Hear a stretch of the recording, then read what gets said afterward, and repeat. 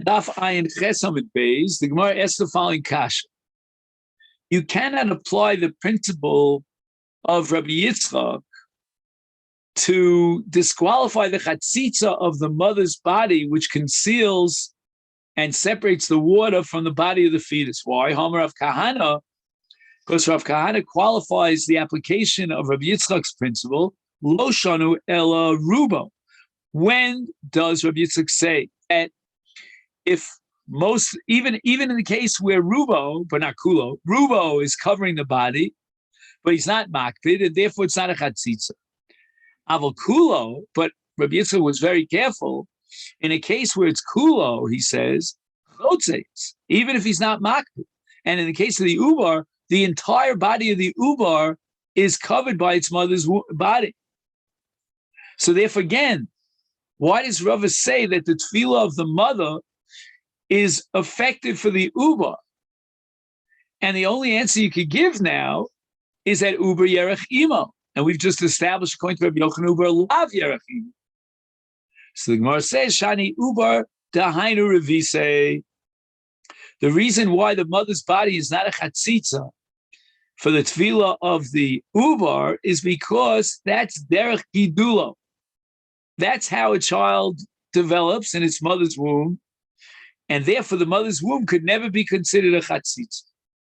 Ki also Ravina, when Ravina came from Eretz Yisrael to Babel, Amar b'shem Rabbi Yochanan, we have two major talmidim of Rabbi Yochanan in Eretz Yisrael, and that's Rav Dimi and Ravina.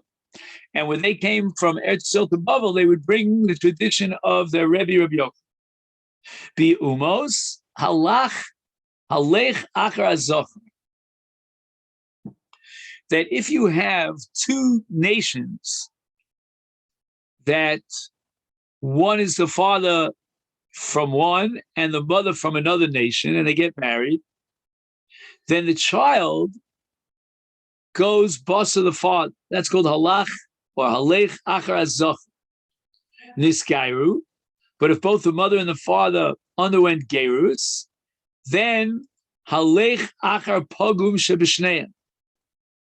Then the vlad is miyuchas to whichever parent is more pogum.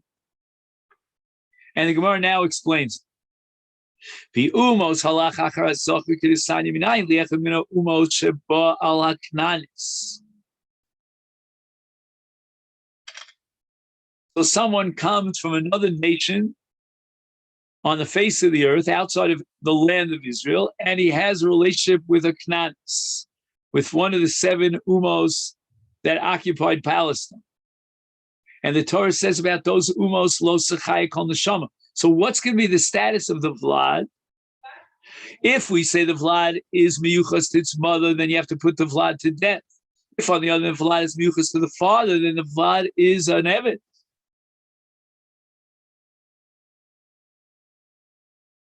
V'holid ben shatorashoy liknoso b'evet. And we're going to derive from a pasuk that the child has the status of an evet, which means that you're allowed to keep it alive and you're allowed to make an acquisition as an evet because the status of the vlad is determined by the father. And this is derived from the pasuk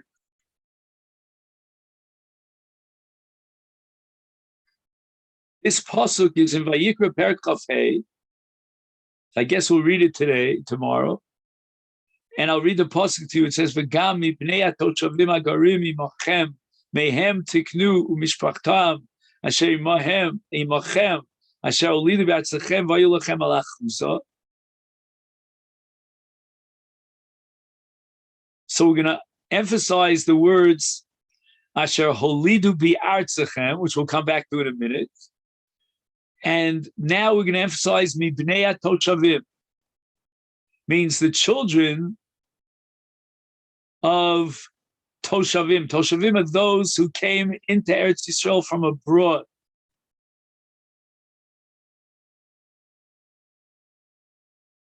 I guess you'd call them foreigners.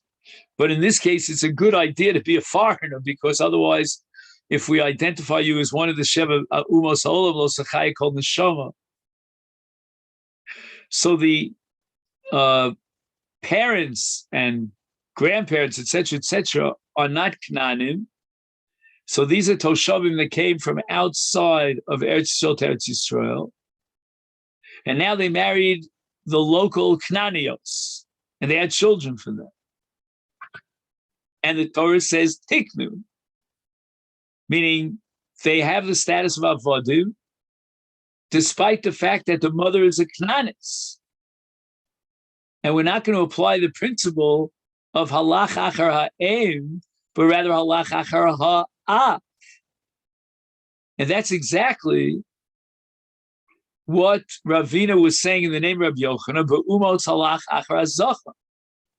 Yochel afilu echad min ha'knanim sheba al achas min ha'umos v'holid ben shata rashay l'knoso bi'eved.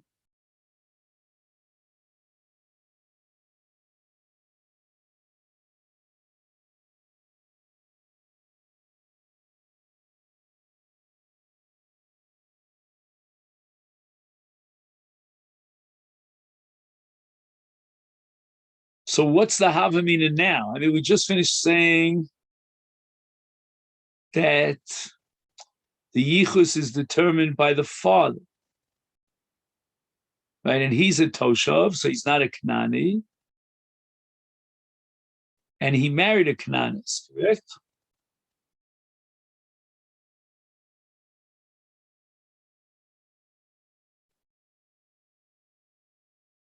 So even though the mother's a Canaanist, the child is mutter. So what's this Yachal? Yachal afilu echad ben ha'knanim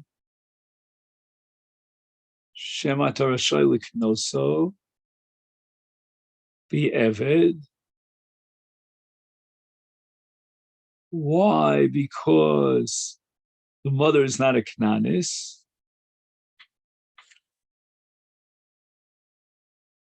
Oh, I see.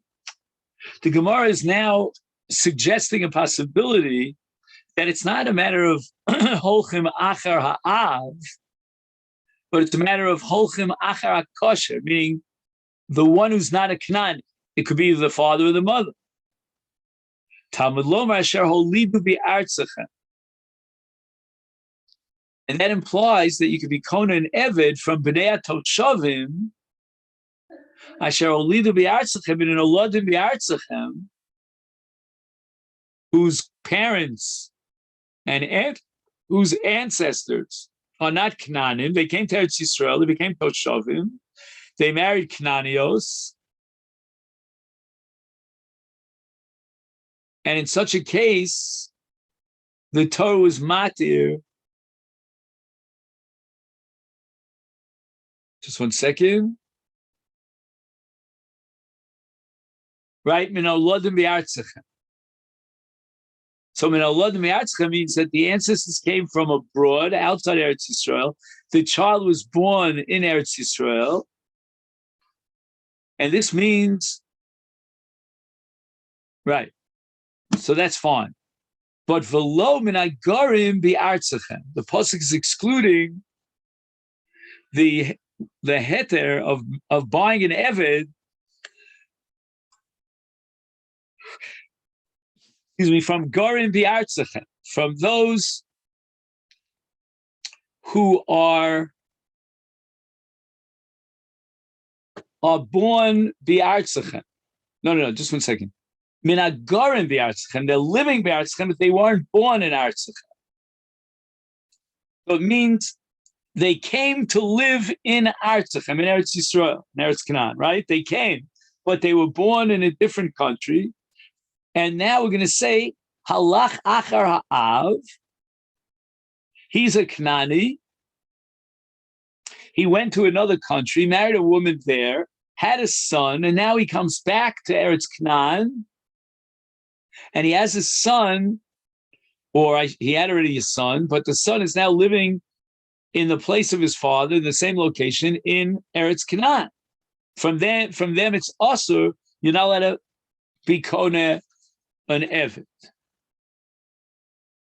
That was the first statement of Rabbi Yochanan. Now we go on to the second statement of Rabbi Yochanan. And that is Niskairu halach achar pogum sheb'shneihem. V'mai, what's the case? Where the father and the mother were both miskayer, is ilema b'mitzri shenasa monis. Right, the mitzri is also at sholosh doros, and he married an amonis, and she's muteris immediately. And even if they had a daughter, we're not going to say telech achar imav shtei muteris kedin amonis, but rather holchem achar pogum, which means the father's a mitzri and she's asura. If that be the case, my pogum sheb'shneim is pog. The language of Rabbi Yochanan is pogum sheb'shneim. The mother is not pogum at all. She's an amonis. She's muteris miyad. And how do we know this? Because it says hamoni v'lo amonis. Ella, but rather we have no choice, but we have to assume the case is amoni, a geramoni, shenasa, gioris, mitzris, and shneim pagumim. Because we established already, based on Rabbi Yehuda, etc., that mitzvah asura. So now we're going to apply the principle hakol holech achar apogum sheb'shneim. And what does that mean? Zachar, if the vlad is male, is shadye basar amoni. Then we're going to establish the status of the son as an amoni, which is also liolam. But nekeva avi,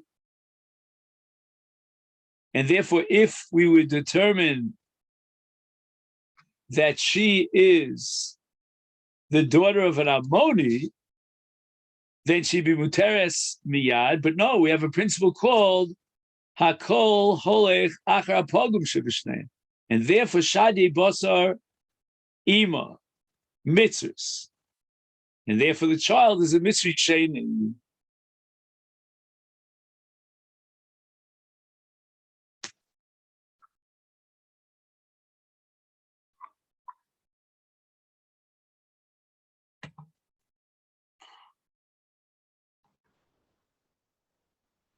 This Mishnah here on the top of Ayin Ches Amud Beis adds another dimension to the question of Isurim Lovo B'Kal Hashem and their details. Mamzerim, so you have someone who was born from a mother and a father who are ksherim, but their bia is an Isur Karetz. And that's according to Shimon Hatimni, back on Daf Mem Tes, as opposed to Rabbi Akiva, who would say that even if there was a Chayve Lavim situation, the child is a mamzer. The Sinim are Givonim. They had a trickery kind of a gerus at the time of Yoshua, and they tried to fool Yoshua, which they did. But later on, when he found out, he discovered the ruse, he made them into Avodim. And they were prohibited from entering into Kal Yisrael. They were given to be Chotei, Eitzim, and Shoevei Mayim. So the Nesidim and the Givonim are one and the same. They both came, and they come from Chivi. Asurim Laval Akol. The Isuran Isur Olam. So it's not like the case of a Mitzri, where the Torah allows it after 3 generations. The Echad Zchar and the Echad Nekevus. There's no difference between a Mamzer and a Mamzeres, or a Nosin and a Nesina, and the Gemara is going to derive this from a pasuk. Omer Eish Lakish, Mamzeres is different than a Mamzer. Why? Because we're going to apply the principle of Ad Dor Asiri. And Li'achar Asor Doros Muteres. And a Mamzeres after 10 generations is no longer a mamzer. The child after the 10 generations is not a mamzer. And Reish Lakish is going to derive this from a pasuk.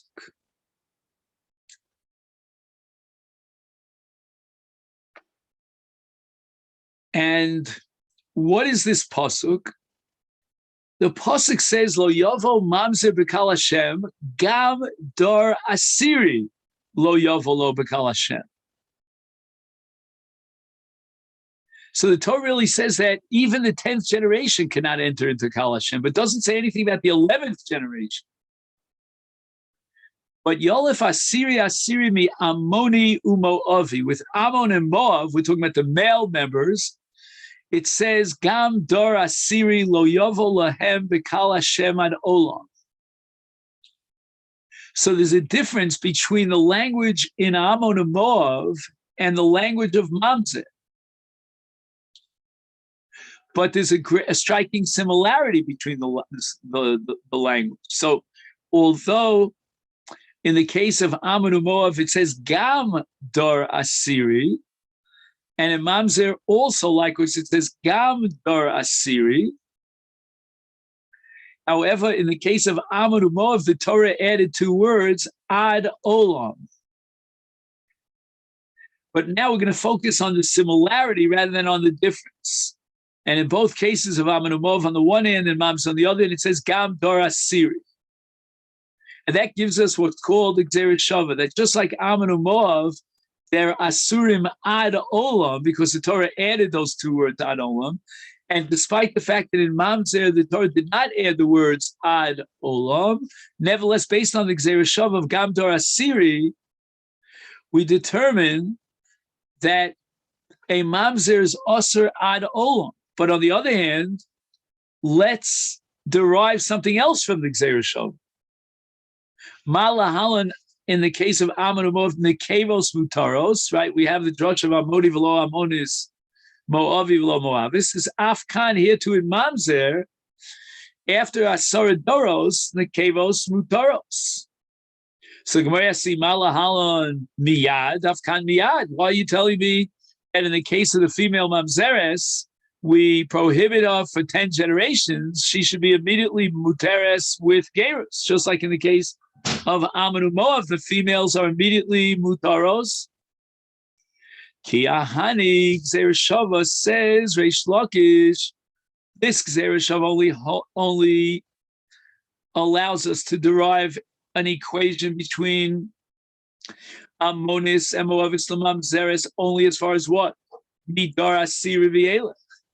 That the status of a Mamzeres after Dar Asiri is equal to the status of Moavis or Mammonis immediately, but not before Dar Asiri, because the Torah says explicitly that a Mamzer is Asur Ad Asara Doros. And we know that when it says Mamzer, it includes a female Mamzer. And this we had back on Daf Ayin Vav, that the word Mamzer indicates Mum Zar. And even an Akeva is included in Mum Zar. So it's not possible to say that based on this Gzeiras Shava between Mamzer and Ammon and Moav, that we're going to be matir the Akevas immediately. But Dara Asiri v'Elech, that Isser and Mamzer is not explicit in the Torah. The Torah says Ad Dara Asiri. It doesn't tell you beyond Dara Asiri. Is here we're going to learn from a Gzeiras Shava to Ammon and Moav that a Mamzeres Nekeva is Muteres after 10 Doros, just like a Nekeva of Ammon and Moav is Muteres Biyad. So the Gemara asks on Reish Lakish for Hanan, Tnan, Mamzerim, and Asinim, Asur, Visur, Visur, Olav Echad, Zakar, Echad, Nekeva. So you can't be more explicit than that. The Mishnah is outspoken about the fact that in case of Mamzer, Ad Olam. That's what it says. Isuron, Isur Olam. And it includes not only Zchar, but also Nekevis. So the Gemara is now going to say that the Machlokes here is between Reish Lakish, who's based on one Mishnah, and the Tan of our Mishnah. Their Machlokes is about a principle in Hilchos Gzeiras Shava, which is called Dan Minei Uminei, or Dan Minei Vi'uka Ba'asra, right? When you derive a Gzeiras Shava, do you take the Nilmad and put it right back into the Parsha of the Malamed, or no? The Nilmad has its own Parsha, and the law will be determined by the inner mechanics of that Nilmad. So the Gemara says, Lo Kasha, ha, Reish Lakish, who says that a Mamzeres after 10 generations of Muteres is Kimandi Omer Don Mina Umina. that the Iser Mamzer ad Olam is derived from Gzeir Shava from Amoni Umoavi. And based on that Gzeir Shava, Don Mina Umina, and that's going to mean that we're going to equate the dinim and all the prate adinim, all the details. And just like Amoni, the Zcharim are Asurim, but not the Nekeva, so to in Mamzer, the Zcharim are Asurim, meaning Ad Olam, and the Nekeva are Mutaros after 10 Doros. But Ha, the Tanav Mishnah, reflects the Shita of Kiman Diomer Don Minove Oki Bi Asra.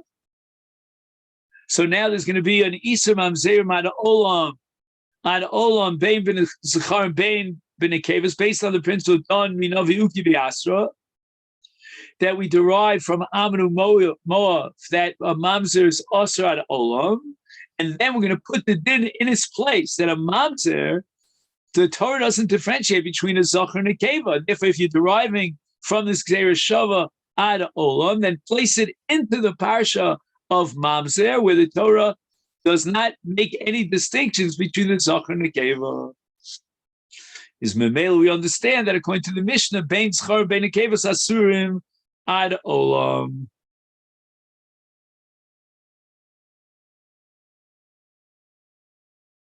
Sholu es Rabbi Eliezer, Mamzeres liachar asara doros dore mahu. What's the din?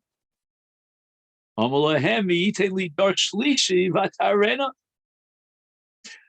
don't even understand how you could get even a dar shlishi.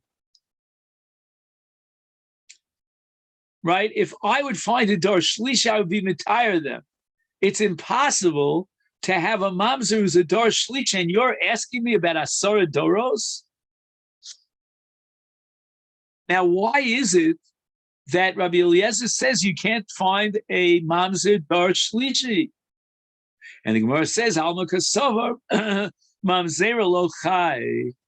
There's a divine decree that a mamzer will not live.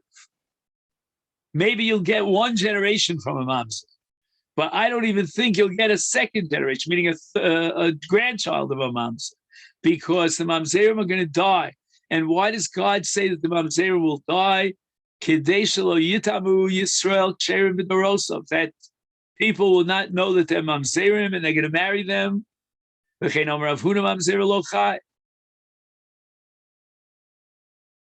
So you're telling me, you're asking me, says Rabbi Eliezer, I don't even think you can get a third generation. If you have a third generation of mamzerim, I'm going to tell you they're not mamzerim. They can't be. I'm going to be mitayr them.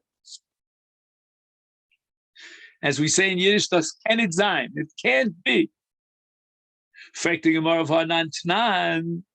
Our Mishnah says, Mamzer, Masur, Visur, Misur, Olam. Apparently, there is such a thing as a Mamzer generations down the line. And a Mamzer does live. God doesn't take the lives of Mamzerim.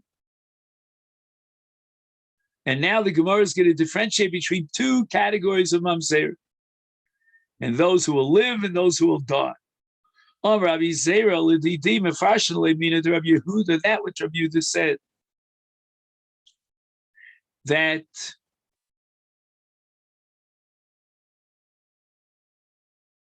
just one second.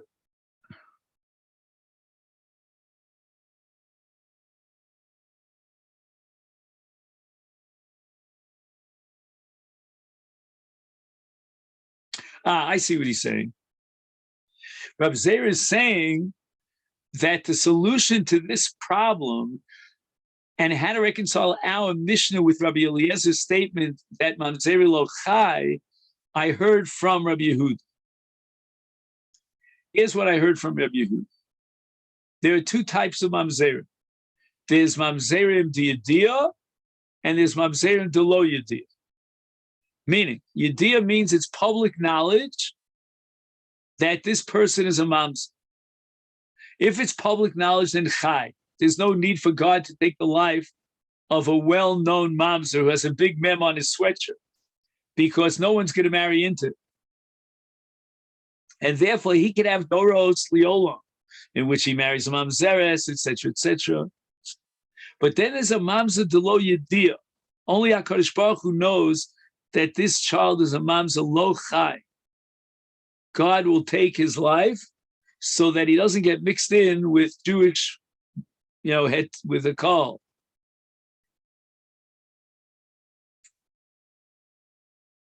And people will not be able to avoid him, and he might marry a kshera. Is lo chai. The idea of a lo yediyah, what about a case which is the middle case? It's a little bit ambiguous. We don't know. Maybe some people think he's a mamzer. Some people don't think he's a mamzer. It's not clear, and it's not certain, and it's not well known, clarity, that he's a mamzer. Is ad tlosa dori chai tfelo chai. For the first 3 generations, people will be very careful because they know that there's a chash that there's mamzeris here. But after 3 generations, they're so long, far removed from it, then people won't know. They won't know to be careful. And therefore, lo chai.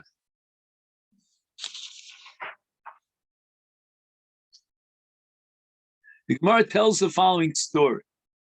Hahu davi b'shevavutza Rabbi Ami. There was someone who lived, a mamzer, in the neighborhood of Rabbi Ami. Achriz alei de mamzera. And Rabbi Ami declared publicly, this guy is a mamzer. Havi bachi v'yazir.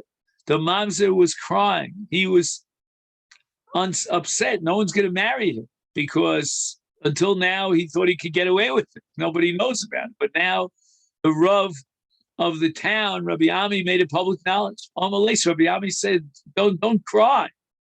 You know what I gained? You gained a tremendous amount by the fact that I announced that you're a mamzer. Chayim nasati lecha. If it would be unknown publicly that you're a mamzer, you would die. But because you're a mamzer sheni yadua, but now I made you into a mamzer yadua, and therefore you will survive. Okay, then, so this is where we'll stop for today. Omar Rav Chana Bar Ada. Yirtzeh Hashem, I'm hoping that we'll be able to pick this up on Yom Rishon Daf Pei. Perfect. Great. Wish you a great Shabbos. Have a good Shabbos.